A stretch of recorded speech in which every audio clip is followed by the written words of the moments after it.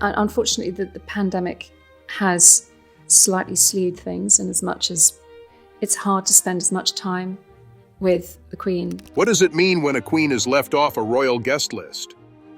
Duchess Sophia's 60th birthday made headlines, not for its elegance, but for who wasn't invited. Queen Camilla's absence wasn't an oversight. So why was she excluded? Is this the result of quiet royal tension? And does the legacy of Princess Diana still influence this divide? Let's get into details. The quiet elegance of Duchess Sophia's 60th birthday celebration at Bagshot Park was, in many ways, a reflection of her own public persona, composed, reserved, and deeply tied to tradition. Yet, what should have been a simple, intimate event among family and trusted friends quickly became the subject of intense public discussion. It wasn't the floral arrangements or the guest list that caught attention. It was who wasn't there. Queen Camilla's absence was unmistakable. While royal engagements and scheduling conflicts are not uncommon, insiders were quick to clarify that this wasn't a matter of logistics. Camilla had not been invited. In a family where protocol and appearances govern nearly everything, such a move was far from accidental. It was deliberate, and it was loud, even if no words were spoken. The event itself was held at Bagshot Park, the long-standing residence of Prince Edward and Duchess Sophia. Located in Surrey, the sprawling estate has long symbolized understated nobility. The setting for the celebration was tastefully modest, avoiding the lavish scale that typically marks royal occasions.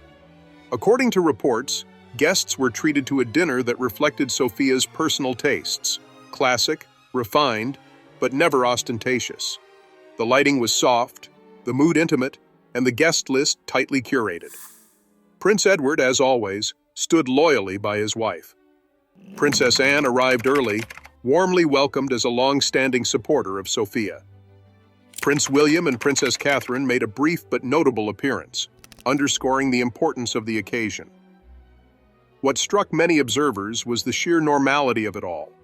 It wasn't a royal spectacle. It was a family gathering, except it wasn't entirely whole. The omission of Queen Camilla was not just a social snub. It was, for many, a break in the fragile unity the royal family has long worked to preserve. Those familiar with the internal dynamics of the family weren't entirely surprised, though. The tension between Sophia and Camilla isn't new. It has evolved quietly, over decades, and while it has rarely made headlines, it has always simmered beneath the surface of royal formality. As conversations swirled and media outlets began their usual speculation, one question began to dominate the narrative. Why now? What would prompt Duchess Sophia, known for her composure and discretion, to make such a pointed statement at this particular moment? The answer, or at least the beginning of it, lies not in the birthday event itself, but in the very different paths that these two women took into the royal family. Duchess Sophia entered royal life in June of 1999, when she married Prince Edward, the youngest son of Queen Elizabeth II. Unlike many newcomers to the firm, Sophia came from a professional background in public relations. She understood the importance of image, tone, and consistency, and she used that understanding to her advantage. Quickly, she gained favor within the palace. Her reserved nature and strong work ethic made her a reliable figure. She aligned herself closely with Queen Elizabeth II, often accompanying her on official visits and engagements. Over the years, Sophia became known as one of the Queen's most trusted confidants. Her public image was equally solid. She kept a low profile when necessary and stepped into public duties with quiet confidence. Scandal never followed her. Her loyalty to both duty and family became her defining features. As a result, she enjoyed a relatively smooth transition into the royal institution, something not every royal consort can claim. Camilla's path, by contrast, was more complex. Her relationship with Prince Charles, now King Charles III, spanned decades, but it was marked by controversy, secrecy, and public backlash. By the time her relationship with Charles became public in the 1990s, the British public's affection had firmly rooted itself in Princess Diana. Camilla was often seen not just as an outsider, but as the woman who had come between Charles and Diana. That perception lingered, even after Diana's tragic death in 1997. It would be nearly 8 more years before Camilla officially joined the royal family, marrying Charles in 2005. But even then, her role was cautiously defined. She took on royal duties, yes, but public opinion took time to shift. The palace worked carefully to reframe her image, supporting her involvement in charitable work and ensuring her visibility was controlled and purposeful. While both women eventually took on significant royal responsibilities, their positions within the family were never equal. Sophia had been embraced by Queen Elizabeth II early in her marriage. Camilla, on the other hand, spent years earning acceptance, not only from the public but also, it seems, from certain family members. Among those who remained reserved toward her was Sophia.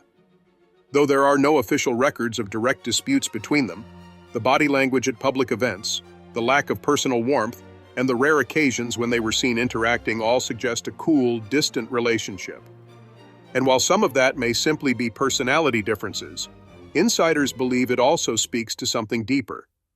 For Sophia, who spent her royal life avoiding scandal and upholding tradition, Camilla may have represented something else entirely, a break from the old ways, a rewriting of royal conduct and consequence. The contrast between them was stark. Where Sophia was understated, Camilla was divisive. Where Sophia had no public controversies, Camilla's history was widely dissected and criticized. This quiet rivalry, never formally acknowledged, has existed for years. But what transformed this cold civility into outright exclusion? Many believe the answer, at least in part, lies in the lasting influence of Princess Diana. Camilla's relationship with Charles began long before he married Diana, but it was during his marriage to the Princess of Wales that their connection took a highly controversial turn. Diana herself famously commented, "There were 3 of us in this marriage, so it was a bit crowded." The public sided with Diana, whose grace, vulnerability, and charisma made her one of the most beloved figures in modern royal history. After Diana's death, Camilla's path toward public redemption was slow and deliberate. She took on causes like literacy, domestic abuse awareness, and osteoporosis advocacy. She appeared more frequently alongside Charles, softening her image and gaining the Queen's eventual blessing. Still, the public memory of Diana did not fade easily. For someone like Sophia, who had always been close to Queen Elizabeth II and aligned herself with royal tradition, the acceptance of Camilla as queen consort may have been difficult to reconcile. Though she never made public statements, her actions, including this birthday guest list, suggest lingering discomfort. By the time Queen Elizabeth II passed away in September of 2022, the royal landscape had changed dramatically. Camilla had officially become queen consort. Her role was no longer in transition, it was cemented. For Sophia, that meant a shift in royal hierarchy and influence. The woman she had always kept at arm's length was now seated beside the monarch, holding a position that carried enormous public and symbolic weight. That shift, observers believe, may have widened the quiet gap between them. While Sophia remained loyal to her duties and continued her charitable work, her public visibility diminished. The queen who had always supported her was gone, and in her place stood a royal order where Camilla now held the highest female title. Still, Sophia made no public complaints. She carried on with her role, attending events, supporting charities, and continuing her responsibilities. Until the birthday party. Until the moment she drew a very public, very deliberate line. This wasn't a press statement or a leaked memo. It was a private event with a highly visible message. Camilla's absence wasn't just noted, it became the story. And for many royal watchers, it signaled a new phase in this long, quiet conflict. Not one of confrontation, but of boundaries. And Sophia, ever composed, had just made hers unmistakably clear. To understand the quiet rift that seems to define the dynamic between Duchess Sophia and Queen Camilla, it's important to examine the distinct journeys each woman took into the royal family. Their paths, though leading to similar responsibilities, could not have been more different in tone, public reaction, and internal reception within the royal circle. This contrast may not have erupted into public disputes or dramatic fallouts, but over time, it has shaped their interactions into something formal, distant, and increasingly hard to ignore. Sophia Rhys-Jones entered royal life in the summer of 1999, marrying Prince Edward in a ceremony at St. George's Chapel in Windsor. At the time, the royal family was still navigating a period of emotional repair following the death of Princess Diana 2 years earlier. The public remained highly sensitive to royal behavior, but Sophia's arrival came with little controversy. A career woman with experience in public relations, Sophia brought a professional attitude to her role. She understood the value of discretion and quickly adapted to the formal demands of royal protocol. Her early years in the family were not without challenges, but she soon became a dependable presence. Queen Elizabeth II appeared to take a particular liking to her, involving her in key engagements and offering quiet support. While she did not attract the level of media attention that Diana had once commanded, Sophia earned respect in quieter ways, through diligence, poise, and loyalty. Her appearances were polished, her conduct measured, and her involvement in charitable causes steadily expanded over time. By contrast, Camilla's integration into the royal fold was shaped by controversy long before any official title was given. Her relationship with Charles, now King Charles III, began in the early 1970s, long before his engagement to Diana. Their connection was long-standing and deeply personal, but by the time the public became fully aware of its extent, during Charles's troubled marriage to Diana, the damage to public perception was severe. The British press, along with a large segment of the public, viewed Camilla as the third party in a marriage that had visibly crumbled under scrutiny. Even after Diana's death in 1997, public attitudes towards Camilla remained cautious.